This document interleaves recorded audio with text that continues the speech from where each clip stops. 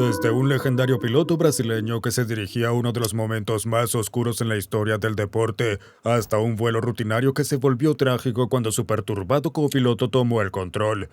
24 clips, 7 niveles. Estas son las transmisiones televisivas más perturbadoras que se hayan emitido. Comencemos por la punta del iceberg. Nivel 1. La muerte en el escenario de Tommy Cooper.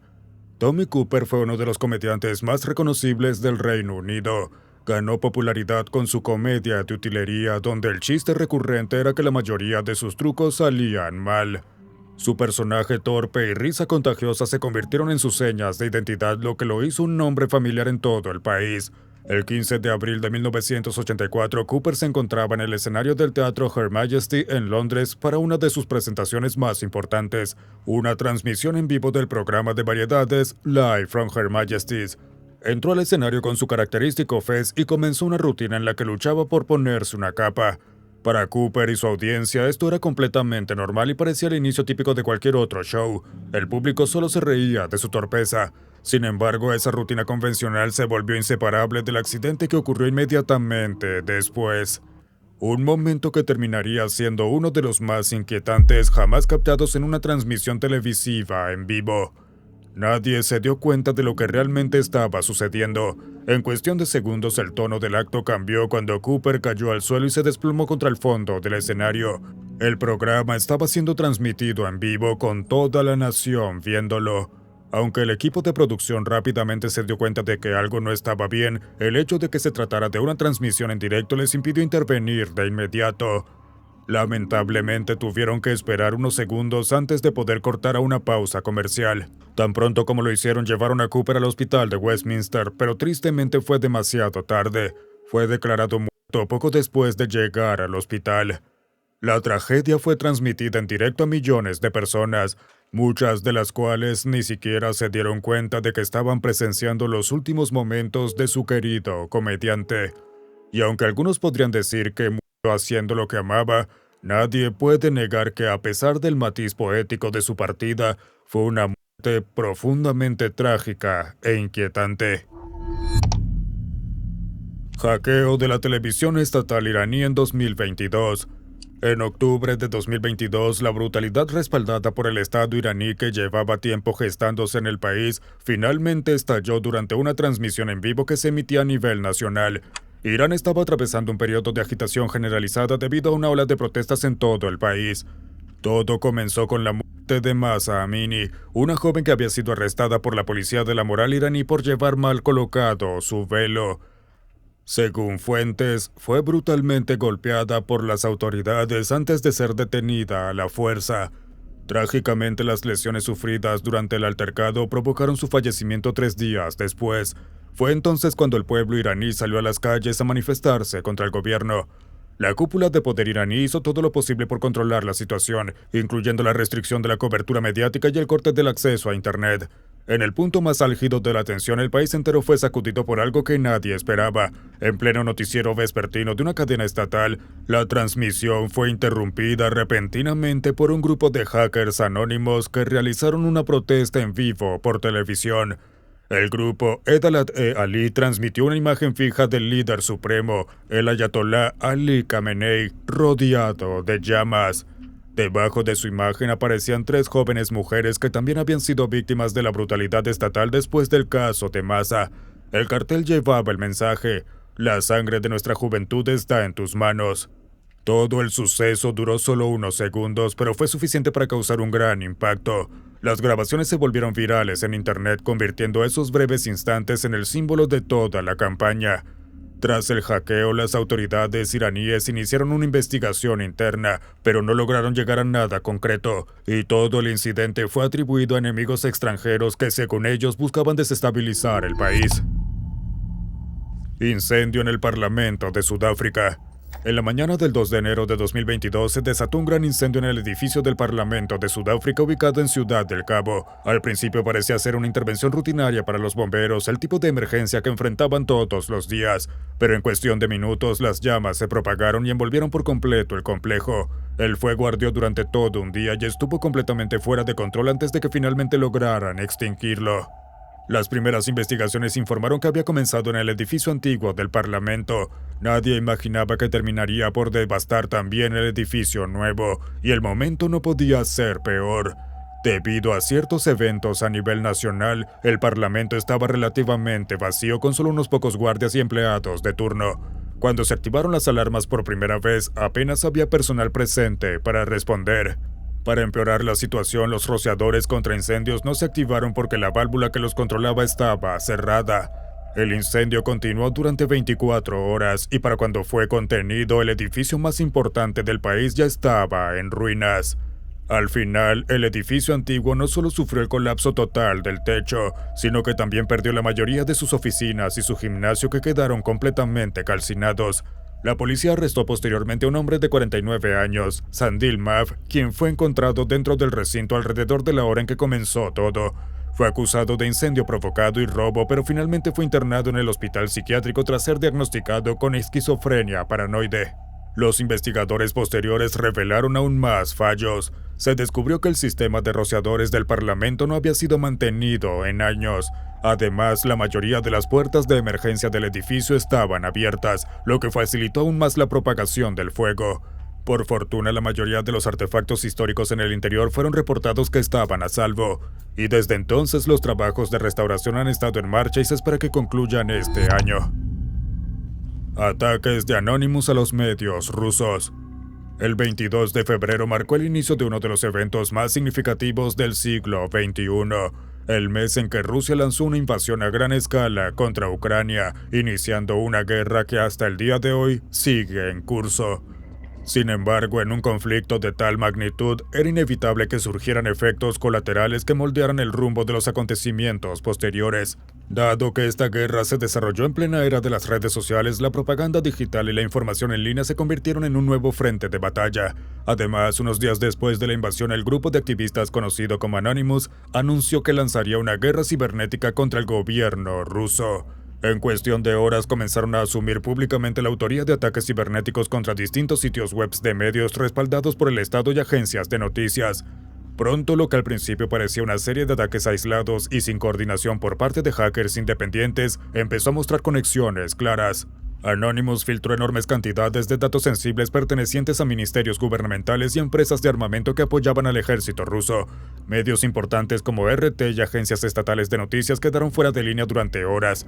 En algunos casos extremos, las transmisiones televisivas fueron intervenidas y reemplazadas por imágenes de la destrucción en Ucrania, acompañadas de eslóganes antibélicos como «Tienes la sangre de miles de ucranianos y de cientos de niños en tus manos», y «La televisión y las autoridades mienten, no a la guerra».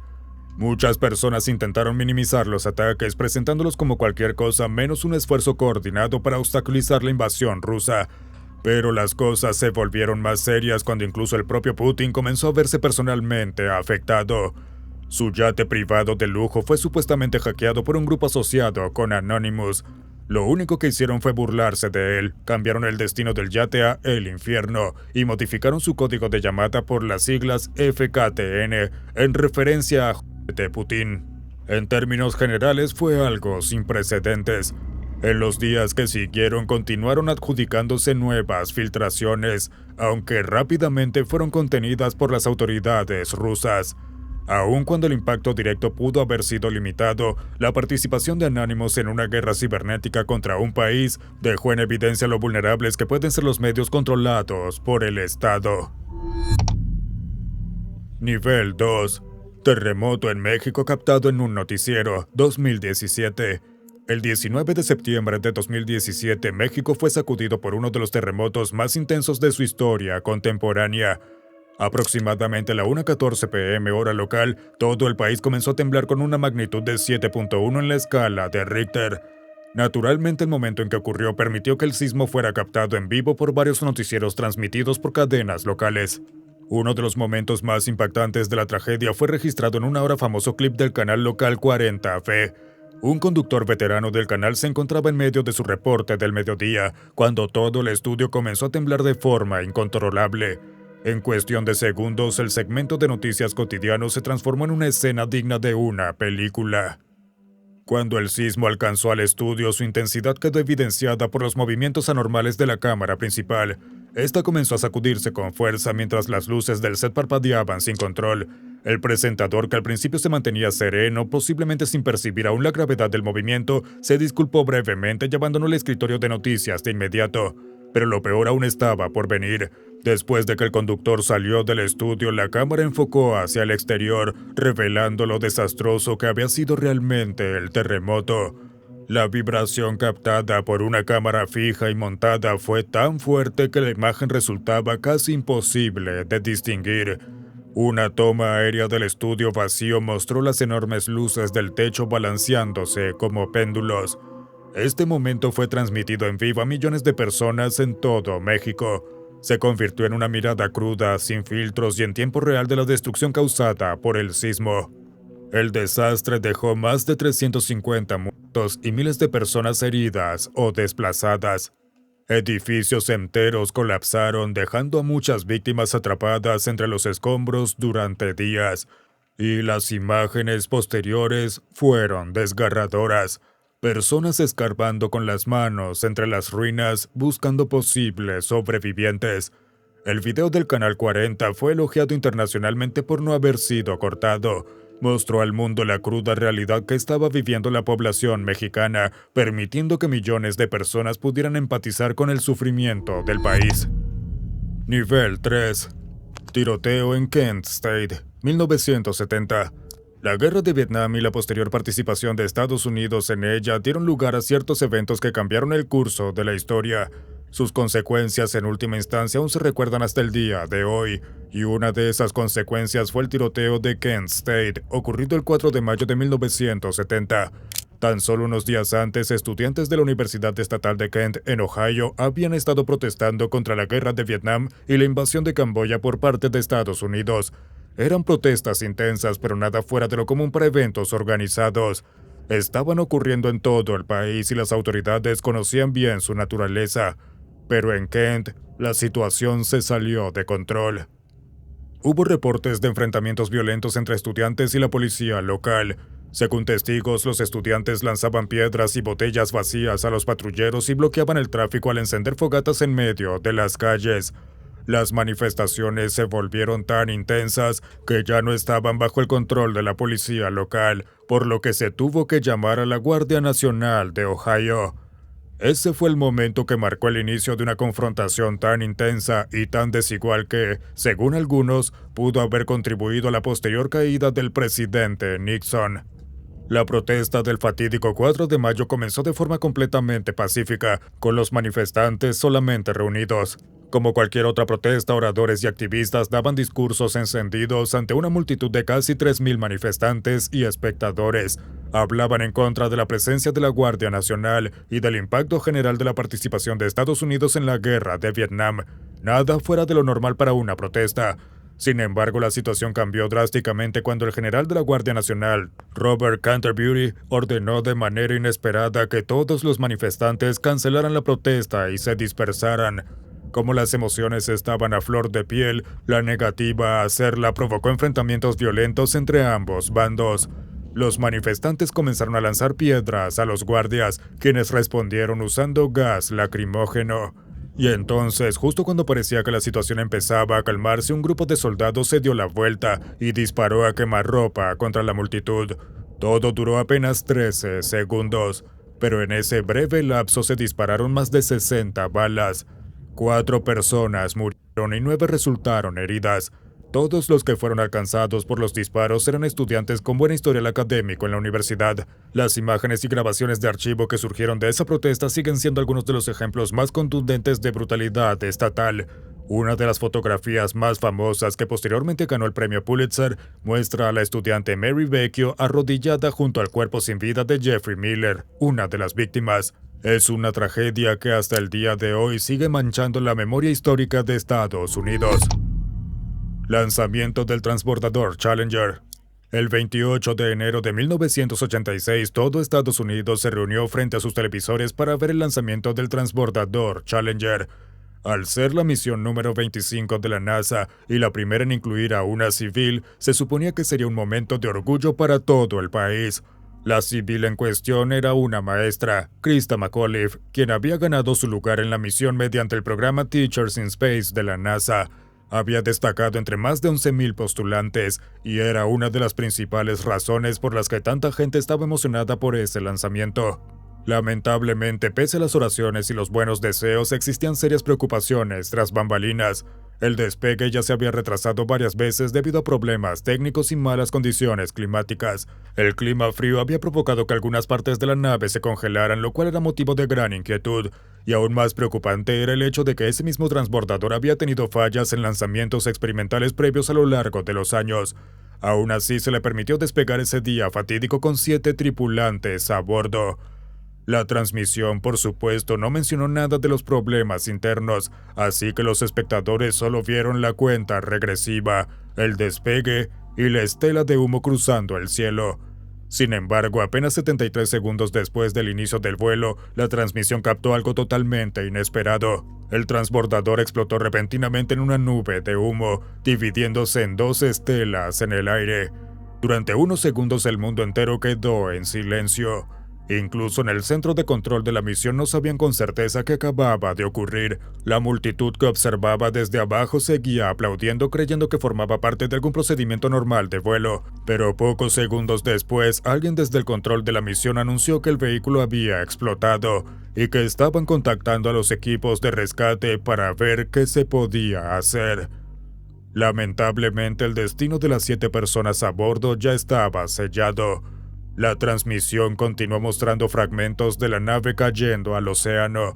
En cuestión de minutos, la celebración se transformó en una de las transmisiones en vivo más aterradoras de la historia de la televisión.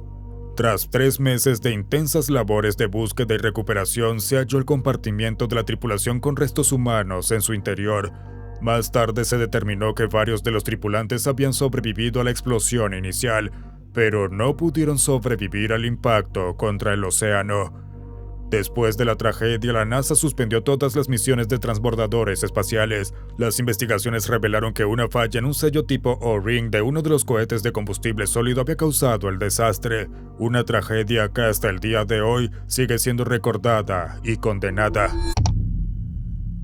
Nivel 4. Golpiza Tyre Nichols. El 7 de enero de 2023, cerca de las 8:30 p.m., 5 agentes del Departamento de Policía de Memphis, pertenecientes a la unidad Scorpion, detuvieron a un hombre de 29 años. Ese hombre era Tyre Nichols, quien supuestamente fue detenido por un cargo de conducción imprudente. Pero para las 9:18 p.m. ya había sido ingresado a un hospital cercano al borde de la muerte. Lo que ocurrió durante esos pocos minutos de confrontación entre el joven y los policías terminó finalmente con el fallecimiento de Nichols. Tyre Nichols era un empleado de FedEx y fotógrafo en Memphis y solo iba de regreso a casa después de un largo día de trabajo. Estaba a solo 2 minutos de la casa de su madre cuando fue detenido por la policía. Las primeras grabaciones de las cámaras corporales que se publicaron más tarde mostraban una escena caótica. Los agentes gritaban órdenes contradictorias mientras la víctima intentaba obedecer. Después de ser derribado y rociado con gas pimienta en varias ocasiones, logró soltarse y trató de huir. Esto provocó que los oficiales lo persiguieran por la calle y comenzaran a golpearlo con bastones y pistolas eléctricas. Las imágenes muestran básicamente a 5 agentes rodeando a un hombre completamente indefenso, turnándose para golpearlo y patearlo, mientras Nichols gritaba desesperadamente llamando a su madre. Poco después, su cuerpo quedó completamente inerte y fue recargado contra el costado de una patrulla. Los 5 oficiales permanecieron de pie a su alrededor hablando con frialdad sobre el trato violento que le habían dado, mientras el joven daba sus últimos respiros. Los paramédicos llegaron poco después, pero no le brindaron la atención médica urgente que necesitaba. Fue trasladado al hospital casi 16 minutos después de la agresión y murió 3 días después en el hospital. El video desató indignación y protestas en todo el país. Los oficiales involucrados fueron despedidos y acusados penalmente de cargos de homicidio en segundo grado. El último dictador de Rumanía.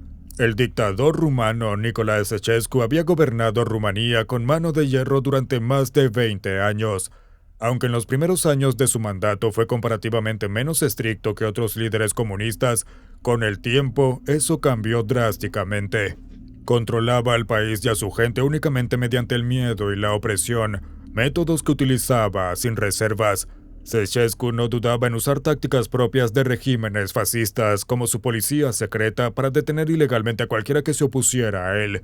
Tampoco le importaba el bienestar de la población. Sus políticas totalmente destructivas para reconstruir Bucarest como una ciudad moderna fueron un claro ejemplo de ello. A costa de una infraestructura con siglos de historia, contrajo enormes deudas, agotó las finanzas del país e incluso encareció los productos básicos, todo con tal de cumplir su visión personal. Sin embargo, lo que realmente marcó el inicio de su caída no fueron solo sus políticas tiránicas, sino los horrores cometidos en la ciudad de Timișoara. Lo que comenzó como una pequeña protesta por problemas locales se convirtió en cuestión de horas en una manifestación masiva contra el gobierno. Como era de esperarse, un dictador como Ceausescu no toleró ser cuestionado. En lugar de dialogar, ordenó una masacre absoluta de los habitantes a manos del ejército y de su policía secreta. Hombres, mujeres y niños fueron asesinados a tiros y sus cuerpos, según se reportó, fueron arrojados a fosas comunes. Eso dio inicio a una revolución de varios días que terminó con la destitución de Ceausescu de la forma más abrupta posible. Primero organizó una concentración masiva en Bucarest para intentar recuperar el apoyo del pueblo, pero el plan fracasó por completo cuando la manifestación, que originalmente era a su favor, se volvió totalmente en su contra. La multitud rechazó sus acusaciones de que fuerzas antirrumanas estaban causando los disturbios y comenzó a abucharlo en plena transmisión en vivo por televisión. Ese momento quedó inmortalizado como uno de los más importantes en la historia de Rumanía. Después de eso, la situación cambió de manera drástica para el dictador, su esposa Elena y para todo el país. El 25 de diciembre, la pareja enfrentó un juicio organizado de forma apresurada, que también fue transmitido por televisión nacional. En menos de una hora, ambos fueron acusados de genocidio y de enriquecimiento ilícito. Nicolae y Elena Ceausescu fueron sentenciados a muerte por fusilamiento. Con las manos atadas, fueron escoltados al exterior mientras todo el país los observaba por televisión. Fueron ejecutados con armas automáticas antes siquiera de poder asimilar lo que estaba ocurriendo. Ese fue el momento que marcó el inicio de una cierta normalidad para el pueblo rumano. Sin embargo, las consecuencias del gobierno de Ceausescu y de su ejecución aún se sienten hasta el día de hoy. Golpiza de Rodney King y los disturbios de 1992. El 19 de marzo de 1991, un transeúnte en Los Ángeles captó en video una escena que provocaría uno de los disturbios más grandes de Estados Unidos. El video mostraba a 4 agentes del Departamento de Policía de Los Ángeles golpeando repetidamente con bastones a un hombre afroamericano desarmado llamado Rodney King mientras yacía en el suelo medio inconsciente. La violencia ejercida contra King fue tan extrema que cuando se transmitió por televisión nacional desataron indignación en todo el país. Naturalmente, el caso se convirtió en un símbolo de la brutalidad policial y de la desigualdad racial. En un mundo ideal, el video habría sido suficiente para que los 4 agentes recibieran condenas severas. Después de todo, mostraba cómo la víctima era golpeada brutalmente más de 50 veces, mientras otros oficiales permanecían alrededor insultándolo. Sin embargo, cuando los policías finalmente enfrentaron juicio en 1992, los 4 fueron absueltos. Ese momento marcó el inicio de uno de los disturbios más violentos en la historia de Estados Unidos. En cuestión de horas tras el veredicto, grandes zonas de la ciudad de Los Ángeles estallaron en violencia. La cobertura mediática fue extensa y mostró la situación desde todos los ángulos. La gente estaba comprensiblemente furiosa, pero algunos actos fueron mucho más allá. Edificios eran incendiados, tiendas saqueadas y personas completamente inocentes se convirtieron en objetivos de la violencia. Un caso ampliamente difundido fue el del camionero Reginald Denny, quien fue sacado de su vehículo y brutalmente golpeado por los alborotadores en un cruce de calles. Afortunadamente fue rescatado por personas que corrieron de inmediato a ayudarlo y lo llevaron al hospital. Durante 6 días las cadenas de televisión transmitieron la destrucción casi sin parar. Cuando finalmente se restableció el orden 6 días después, Los Ángeles era prácticamente irreconocible. Más de 2.300 personas resultaron heridas, alrededor de 12.000 fueron arrestadas, y los daños superaron los $1.000 millones. Tristemente, alrededor de 60 personas también perdieron la vida. Si bien estos hechos finalmente impulsaron una conversación muy necesaria sobre la desigualdad racial dentro de las fuerzas del orden, también tuvieron un costo humano y material muy alto. Nivel 5. La persecución del Bronco de O.J. Simpson. La televisión estadounidense transmitía su programación habitual de viernes por la noche el 17 de junio de 1994, cuando todo cambió abruptamente a una escena surrealista, una persecución policial en vivo. Desde programas normales hasta eventos deportivos e incluso las finales de la NBA, todo fue interrumpido para transmitir la imagen de una camioneta Ford Bronco blanca avanzando por una autopista de Los Ángeles, seguida por decenas de patrullas. Dentro del vehículo estaba O.J. Simpson, exestrella del fútbol americano, actor y ahora prófugo de la justicia. Estaba siendo buscado por la policía luego de no haberse entregado como había prometido, lo que dio inicio a una intensa cacería humana.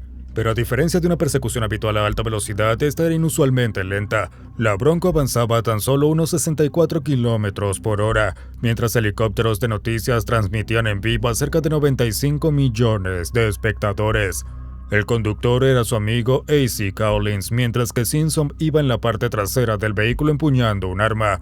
Durante toda la persecución, O.J. sostenía la pistola contra su cabeza amenazando con quitarse la vida si no lo llevaban a su casa. Con el paso del tiempo, el público comenzó a darse cuenta de lo que ocurría y la gente empezó a reunirse en los pasos elevados, saludando y sosteniendo pancartas mientras los vehículos pasaban por debajo. Por otro lado, la policía mantenía negociaciones constantes con Simpson por teléfono, intentando convencerlo de que se entregara. Después de más de una hora de tensión, todo finalmente se calmó cuando la camioneta llegó a la casa de O.J. en Brentwood. Bajó del vehículo y fue arrestado de inmediato. Para cuando terminó la noche, la persecución se había convertido en uno de los eventos transmitidos en vivo más vistos de la historia de la televisión. Simpson fue eventualmente absuelto, pero mantuvo una relación muy compleja con las autoridades en los años posteriores. Aunque su equipo legal, conocido como el Dream Team, logró sembrar dudas suficientes en el jurado, la mayoría del público sigue creyendo que fue culpable del asesinato de su exesposa y amigo. El ataque en los Juegos Olímpicos de Múnich. Los Juegos Olímpicos de Múnich de 1972 fueron los primeros celebrados en Alemania desde 1936. Se suponía que serían un símbolo de reconstrucción y paz tras las guerras mundiales, pero terminaron convirtiéndose en uno de los eventos más devastadores de la historia olímpica. En la madrugada del 5 de septiembre de 1972, 8 hombres vestidos con ropa deportiva escalaron una valla portando mochilas con rifles y granadas. Eran parte del grupo terrorista Septiembre Negro, y su plan era tomar como rehenes a los integrantes del equipo israelí como parte de una exigencia para liberar a prisioneros palestinos. Entraron a los dormitorios del equipo israelí mientras los atletas dormían. Durante el forcejeo inicial, 2 rehenes fueron asesinados y los otros 9 fueron tomados con vida. En cuestión de minutos, una gran cantidad de policías y periodistas se agolparon frente al edificio tratando de comprender lo que estaba ocurriendo. Sin embargo, había algo claro. Como la situación se estaba transmitiendo en vivo por televisión, los atacantes también podían ver cada movimiento desde adentro. Esto provocó que muchos intentos de rescate fracasaran debido a la exposición pública de la información. Eventualmente comenzaron las negociaciones con los secuestradores, las cuales se extendieron durante todo el día. Los terroristas exigían un paso seguro hacia Egipto en avión, donde supuestamente liberarían a los rehenes. Las autoridades fingieron aceptar sus condiciones, pero en realidad planearon llevar a los rehenes y a los secuestradores a la base aérea de Fürstenfeldbruck con la intención de rescatarlos. Sin embargo, el intento de rescate en la base aérea fue un fracaso total. No había francotiradores entrenados ni una cadena de mando clara, lo que hizo que la situación se saliera completamente de control. La operación terminó con los 9 rehenes muertos, junto con un oficial alemán y 5 de los atacantes. Los 3 restantes fueron capturados con vida. En total, el ataque dejó 17 muertos y se convirtió en una tragedia absoluta. Aunque los juegos se reanudaron tras una ceremonia conmemorativa, las imágenes transmitidas en vivo quedaron marcadas para siempre en la historia. El accidente de Ayrton Senna. El Gran Premio de San Marino de 1994 ya estaba bajo intensa vigilancia luego de que el piloto Roland Ratzenberger perdiera la vida durante las sesiones de clasificación. A pesar de que muchos no se sentían cómodos con que el torneo continuara, se llevó a cabo de todos modos. Naturalmente, tratándose de una competencia tan popular como la Fórmula 1, millones de personas en todo el mundo lo siguieron en vivo. La muerte de Ratzenberger había dejado un manto de tristeza sobre el evento, y todos esperaban que las cosas volvieran a la normalidad en las siguientes carreras. Sin embargo, lo que ocurrió después se convertiría en uno de los peores eventos en la historia de la Fórmula 1. Ayrton Senna era una leyenda del automovilismo brasileño, conocido y querido en todo el mundo.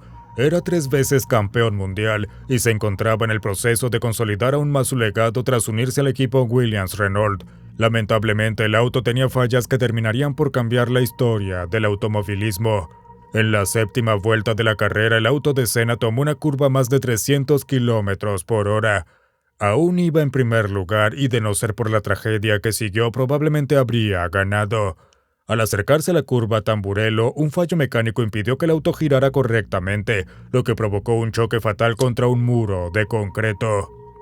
El impacto fue tan violento y repentino que los restos del monoplaza salieron volando por la pista e incluso hacia el área de espectadores. Cuando el humo se disipó y la cámara enfocó a Senna, quedó claro que algo no estaba bien.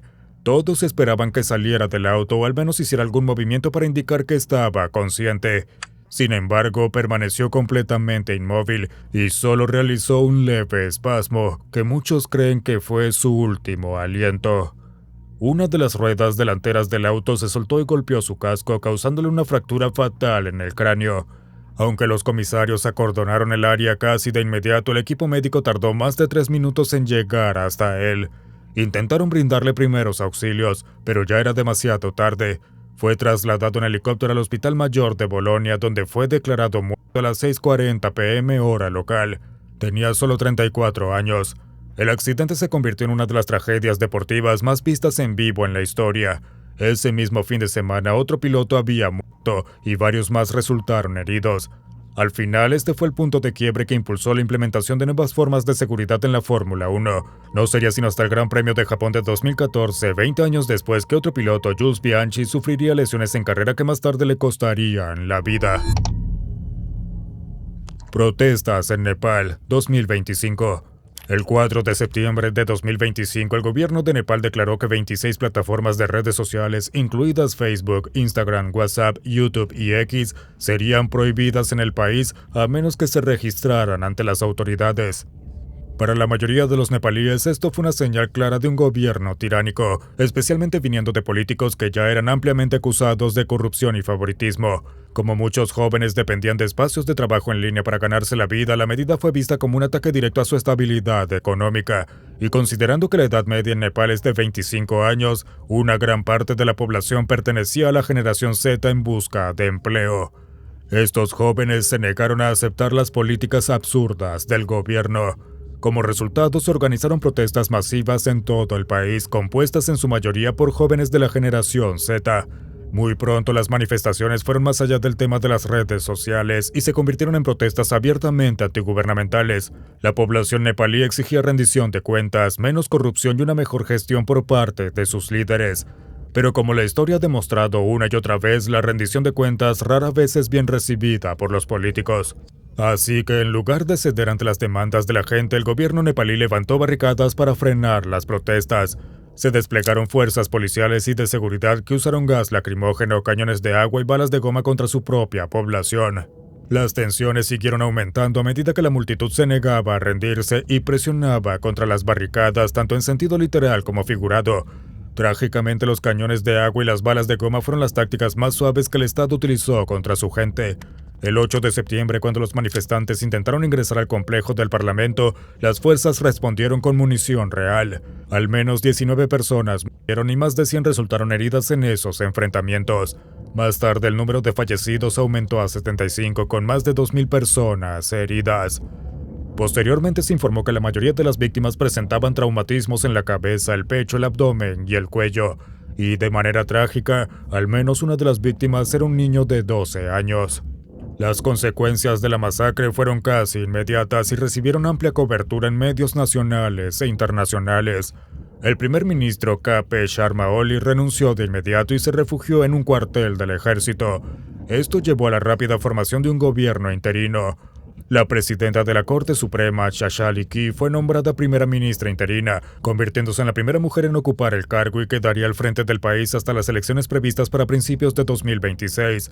Pero para las víctimas y sus familias ha habido muy poco alivio real. Después de todo, perder la vida por ejercer el derecho básico a la libertad de expresión es una tragedia. Nivel 6. Accidente de Nodar Kumarashvili. La competencia masculina de lucha en los Juegos Olímpicos de Invierno de 2010 ni siquiera había comenzado oficialmente cuando ocurrió una tragedia devastadora. Aún era día de entrenamiento en el Whistle Sliding Center y la ceremonia de inauguración estaba solo unas horas de realizarse. La pista ya era conocida por ser peligrosamente rápida y varios atletas habían expresado preocupaciones por la seguridad. Era tan malo que en algunos entrenamientos las velocidades superaban los 150 kilómetros por hora, muy por encima de lo que la pista había sido diseñada para soportar. Aunque ya habían ocurrido accidentes antes, fue Nodar Kumarashvili, un joven de 21 años de Georgia que competía en sus primeros Juegos Olímpicos, quien terminó perdiendo la vida.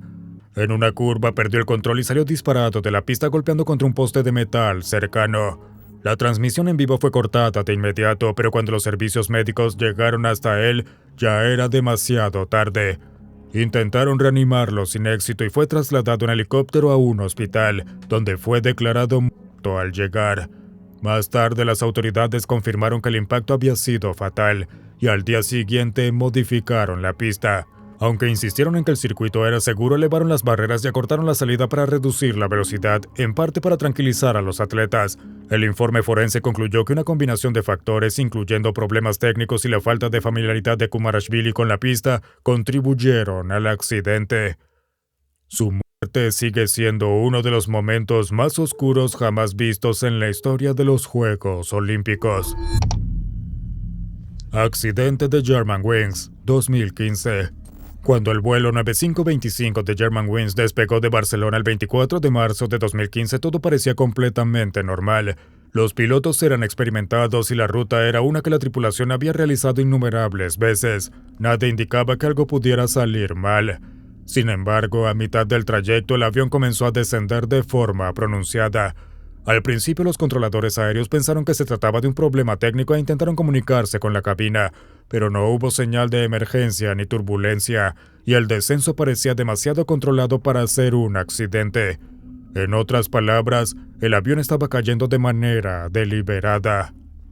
La aeronave descendió desde unos 3.000 metros hasta impactar a gran velocidad contra los Alpes franceses. Las 150 personas a bordo murieron casi al instante. Las imágenes del lugar del impacto no mostraban nada que pareciera un avión. La aeronave había quedado completamente destruida, reducida a escombros y polvo. Cuando se recuperó la caja negra, la verdad salió a la luz. Resultó ser que el copiloto Andreas Lubitz fue el responsable del accidente. Sufría de depresión severa y había sido considerado no apto para volar, pero logró ocultar ese diagnóstico a sus empleadores y seguía activo como miembro de la tripulación. Esta fue la razón por la que 150 almas inocentes terminaron perdiendo la vida. Lubitz convenció al capitán de salir momentáneamente de la cabina mientras él se hacía cargo del avión. En cuanto el capitán salió, cerró la puerta con seguro y se negó a abrirla. El capitán golpeó la puerta, intentó el acceso de emergencia y le gritó para que abriera. La grabadora de cabina captó su voz volviéndose cada vez más desesperada mientras el avión seguía descendiendo hacia su destrucción. Los pasajeros no se dieron cuenta de lo que estaba ocurriendo al principio y solo comenzaron a gritar en los últimos momentos. Los investigadores determinaron que Lubitz había programado deliberadamente el piloto automático para descender hacia la montaña. Los equipos franceses de rescate describieron el sitio del suceso como una de las operaciones de recuperación más difíciles en la historia de la aviación. En las semanas siguientes, aerolíneas de todo el mundo cambiaron los protocolos para asegurar que nunca más un piloto quedara solo en la cabina. Y aún así, 150 personas perdieron la vida en un acto que parecía totalmente incomprensible. Incendio en la Torre Grenfell. El incendio en la Torre Grenfell comenzó como un fuego pequeño en la cocina de un departamento en el cuarto piso. Era el tipo de incendio que normalmente habría sido controlado con facilidad por los bomberos, de no ser por los factores que lo volvieron incontrolable. El revestimiento exterior del edificio era altamente inflamable, lo que permitió que el fuego se propagara con rapidez. En cuestión de minutos, las llamas alcanzaron el exterior del edificio y comenzaron a subir con velocidad por los pisos superiores. Pero al tratarse de un incendio en un edificio alto, a la mayoría de los residentes se les indicó que permanecieran en sus departamentos. Ese era el protocolo estándar y nadie consideró cambiarlo. Muchas de las víctimas quedaron atrapadas en sus pisos y muy probablemente murieron por inhalación de monóxido de carbono antes de que el fuego siquiera llegara hasta ellas. Mientras tanto, todo el incidente estaba siendo transmitido en vivo al mundo entero. Para la mañana del 14 de junio de 2017, la mayor parte del edificio ya se había consumido por completo. 72 personas murieron y muchas otras resultaron heridas. Las investigaciones posteriores revelaron que el revestimiento había fallado múltiples pruebas de seguridad y que las advertencias sobre los riesgos de incendio fueron ignoradas repetidamente cada vez que se plantearon. En otras palabras, fue una medida de reducción de costos la que terminó costando la vida a decenas de personas. Incluso después del incendio no hubo líneas claras de responsabilidad. La enorme investigación pública que se inició como consecuencia sigue en curso, y las víctimas y familias aún esperan acusaciones penales y justicia definitiva. Masacre de Marikana, Sudáfrica. La masacre de Marikana comenzó como una simple huelga por una disputa salarial entre trabajadores mineros y la empresa minera Lauman. Alrededor de 3.000 trabajadores de la mina de platino Lauman en Marikana, Sudáfrica, se habían reunido para exigir un mejor salario. La huelga no contaba con el respaldo de ningún sindicato, lo que básicamente dejó a los mineros a su suerte. En un acto de desesperación más que de agresión, mantuvieron su posición durante días, armados simbólicamente con palos y machetes. Esto era básicamente común en la zona y no debería haber representado amenaza en la mayoría de las situaciones. Sin embargo, la falta de apoyo sindical los colocó en una situación muy vulnerable. Técnicamente, estas manifestaciones se consideraban huelgas salvajes, y por eso las autoridades y la policía los percibieron como peligrosos. El número de policías creció, se utilizaron vehículos blindados y se gestó un enfrentamiento mortal. Lo que comenzó como una disputa laboral empezó a parecer una operación militar. Enfrentamientos previos ya habían dejado 10 personas muertas, incluidos trabajadores y 2 policías, lo que generó animosidad en ambos bandos. Tristemente, solo uno de esos bandos estaba fuertemente armado y tenía todo el poder. El 16 de agosto de 2012, los huelguistas se encontraban cerca de una formación rocosa conocida como La Kopi, donde fueron rodeados por la policía, fueron cercados con alambre de púas y finalmente se les lanzó gas lacrimógeno. A esto le siguió el uso de fuerza letal incluyendo armas aturdidoras y, por último, fuego real. En cuestión de minutos, 34 mineros fueron asesinados y 78 resultaron heridos. Las grabaciones en vivo mostraban cuerpos cayendo al suelo y oficiales avanzando como si se tratara de una guerra convencional. Se convirtió en una masacre marcada por el uso más letal de la fuerza por parte de la policía sudafricana desde el apartheid. Inicialmente las autoridades la calificaron como un acto de defensa propia, pero esto pronto fue desmentido cuando se encontraron imágenes de mineros muertos con armas que les habían sido colocadas después de fallecer. Los sobrevivientes comprensiblemente lo calificaron como una ejecución. Las investigaciones que siguieron se extendieron por años y revelaron graves irregularidades y fallos en la estrategia policial. Expusieron una realidad en un país que ya había sufrido bastante violencia a costa de su propia población. Nivel 7. Tsunami del Océano Índico. El 26 de diciembre de 2004, un terremoto submarino de magnitud 9.1 en la escala de Richter sacudió la costa de Sumatra, en Indonesia. Fue uno de los terremotos más poderosos registrados en los últimos 40 años y de inmediato generó preocupación por sus consecuencias. Tal como temían los científicos, una serie de tsunamis provocados por el sismo se propagaron por todo el Océano Índico y golpearon zonas costeras de Indonesia, Sri Lanka, India, Tailandia e incluso llegaron hasta África Oriental en cuestión de horas. Costas enteras fueron arrasadas por olas de hasta 30 metros de altura, impactando con poco o ningún aviso previo. Tan solo en la provincia de Indonesia de Aceh perdieron la vida más de 160.000 personas. El número de víctimas en otros países también fue alarmante. Sri Lanka perdió alrededor de 35.000 personas, India más de 16.000 personas y Tailandia más de 8.000 y muchos de ellos turistas. En total, en 14 países el número de fallecidos superó los 230.000 y millones quedaron sin hogar. La destrucción fue tan extensa que comunidades y pueblos enteros desaparecieron en un abrir y cerrar de ojos. Se encontraron pilas de cuerpos a kilómetros tierra adentro, y las imágenes en vivo de las olas parecían generadas por computadora. Las ciudades arrasadas y las fosas comunes mostradas en los reportajes posteriores conmocionaron al mundo entero. Atentado con camión en Niza, 2016. La noche del 14 de julio de 2016 se suponía que sería una celebración para el pueblo francés. Después de todo, era el día de la Bastilla y miles de personas se habían reunido en el Promenade des Anglais en Niza para ver fuegos artificiales. Sin embargo, la situación se tornó trágica de repente cuando un camión de carga de 19 toneladas apareció al borde de la multitud.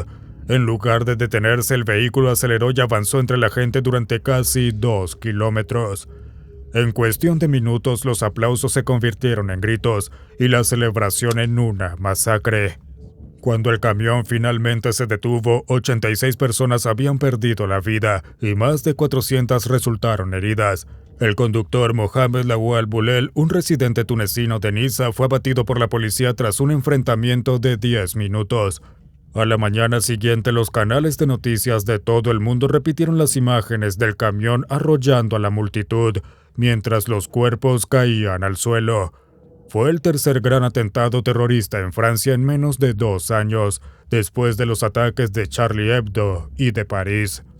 Dado que el Día de la Bastilla es especialmente significativo para los franceses, la tragedia profundizó aún más el dolor nacional. Las investigaciones revelaron que el ataque fue premeditado y cuidadosamente planeado. Boulel había alquilado el camión días antes y había recorrido la ruta que seguiría el día del atentado. Incluso llenó el vehículo con armas y granadas falsas para parecer más amenazante. Más tarde, varias organizaciones terroristas se atribuyeron la responsabilidad del ataque, aunque las investigaciones oficiales no encontraron vínculos directos con el agresor. Erupción del monte Santa Elena. En la mañana del 18 de mayo de 1980, el monte Santa Elena entró en erupción en lo que se convertiría en el evento volcánico más mortal y destructivo en la historia de Estados Unidos.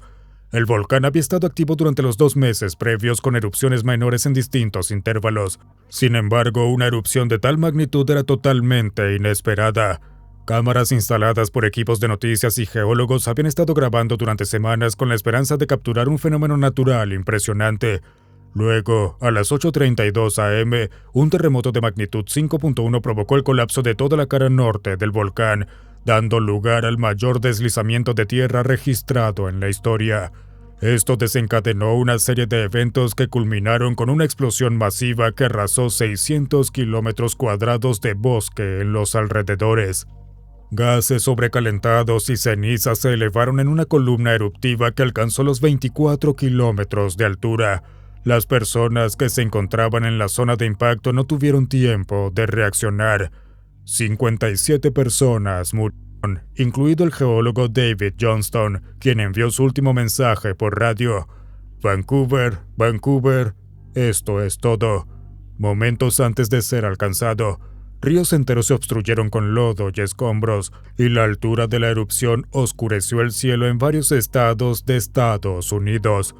Cuando la erupción terminó, la cima de la montaña se había reducido en unos 400 metros, dejando un cráter de 2 kilómetros de ancho. El daño ambiental e infraestructural total fue calculado en aproximadamente 3.68 mil millones de dólares ajustados a la inflación de 2026.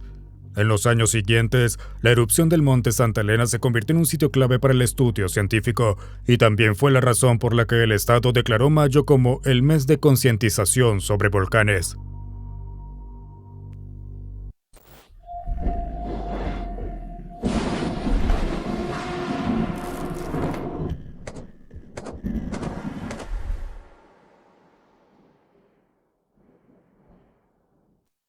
Y así concluye este escalofriante iceberg. Gracias por acompañarnos y no olvides ir a nuestro Patreon para ver el exclusivo nivel 8. Solo haz clic en el enlace en la descripción. Y si aún tienes apetito de más icebergs inquietantes, puedes ver nuestros otros videos.